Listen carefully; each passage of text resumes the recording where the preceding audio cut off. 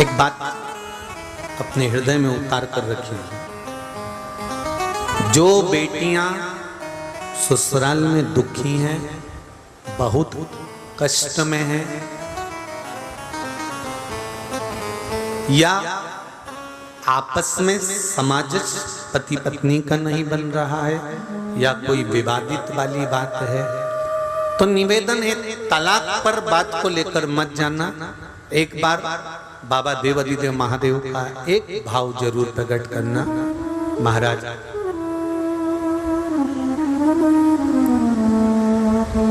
श्री अवधूतेश्वर महादेव का नाम लेते। कौन से महादेव? अवधूतेश्वर महादेव का नाम लेकर थोड़ी सी मूंग, हरी जो मूंग होती है, उस मूंग को गला लीजिए पानी में।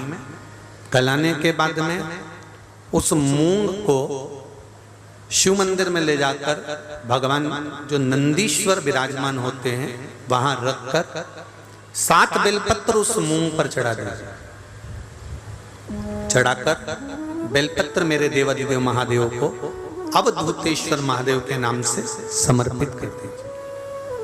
वो मूंग उठाकर गौशाला में या आपके रोड पर कोई नंदी दिख जाए या गौशाला में कोई नंदीश्वर हो तो उस नंदी को वो मूंग खिला दीजिए थोड़ी सी।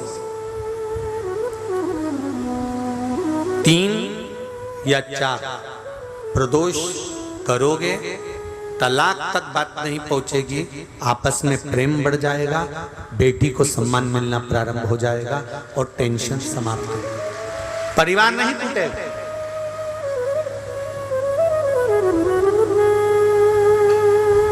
हमारे यहाँ तो मूंग का प्रयोग, जो हरी मूंग होती है, धना होता है, खड़ा धना, गुड़।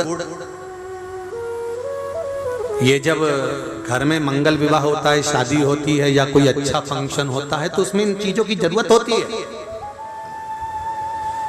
कभी आपने अपनी सासू माँ से पूछा कि मम्मी ये मूंग क्यों रखते हैं, ये गुड़ क्यों रखते हैं, ये खड़ा धना क्यों रखते हैं? ये तो सब दाल का सामान है, ये तो सब वहां रसोई घर में होना चाहिए, फिर ये पूजा की थाली में इसको क्यों रखते हैं? उसका कारण क्या है?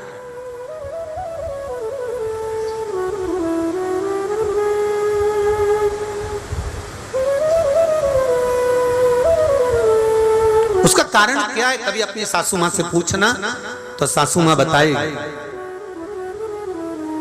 कि जिस समय पर भगवान शिव, भगवान महेश और उमा का संबंध हुआ था,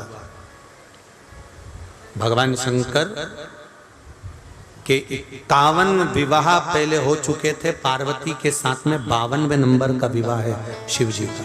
इससे पहले उमा, कात्यायनी, सती, कुष्मांडा, ऐसे भगवान शंकर के साथ में जो शिव जी के गले में मुंडों की जो माला होती है ना, उस माला में जो मुंड पड़े होते हैं वो 51 है। पार्वती माता ने पूछ लिया ये मुंडे किसके हैं? शिव जी ने कहा सब तेरे।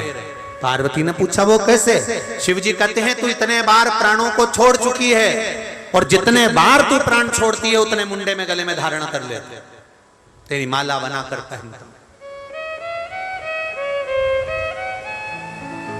उमा और महेश का जब विवाह हुआ था, भगवान उमा और माता उमा और भगवान महेश का जब मंगल विवाह हुआ था, उस विवाह के समय पर माता उमा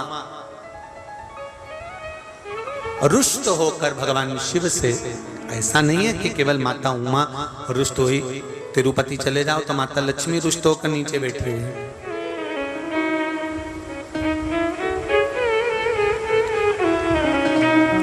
इंद्र जी का दर्शन करो तो इंद्रारी पारिजात के वृक्ष के लिए रुष्ट होकर,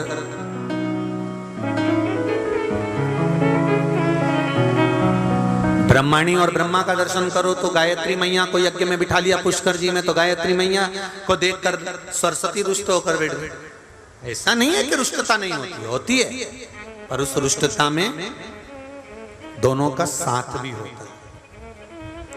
लक्ष्मी मैया से, भगवान विष्णु से लक्ष्मी ऐसी रुष्ट होकर गई कि नीचे आके बैठ गई, पर भगवान के पास नहीं पहुंची। ब्रह्माणी ब्रह्मा के पास नहीं पहुंची, पर पार्वती, उमा सती शिवजी के पास के बिना दूर गई नहीं। दोनों पार्वती मैया माता उमा रुष्ट होकर भगवान महेश से चली गई। और जब भगवान महेश से रुष्ट होकर माता उमा जाती हैं, माता उमा चली जाती हैं, तब उस समय पर ऋषियों ने, संतों ने आकर माता उमा को समझाया। स्वयं देव ऋषि नारद भी उस समय पर पहुंचकर समझाए कि मां, यदि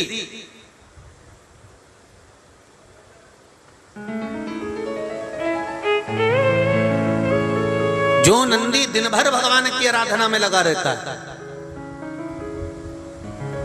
उस नंदी को यदि अर्चन किया जाए तो उसका फल हमें मिलेगा। उमा माता ने दोनों के संबंध को श्रेष्ठ बनाने के लिए मुंह भगवान नंदीश्वर को समर्पित करे। बहुत ध्यान दीजिएगा, आज भी बुजुर्ग माताएं पूजा की जो थाली रहती है उसमें गुड़, मूंग, धना, जब मंगल विवाह होता है या कोई अच्छा कार्य होता है, शुभ कार्य होता है, तो उसमें ये रखती हैं। उसका कारण है कि जिसका संबंध जोड़ा जा रहा है, जो लड़का लड़की का संबंध हो रहा है, या कोई सगाई हो रही है, या इन लोगों का आपस में कोई जुड़ाव हो रहा है, या दो रिश्तेदार आपस में मिल रहे हैं, तो इन लोगों में कभी विवाद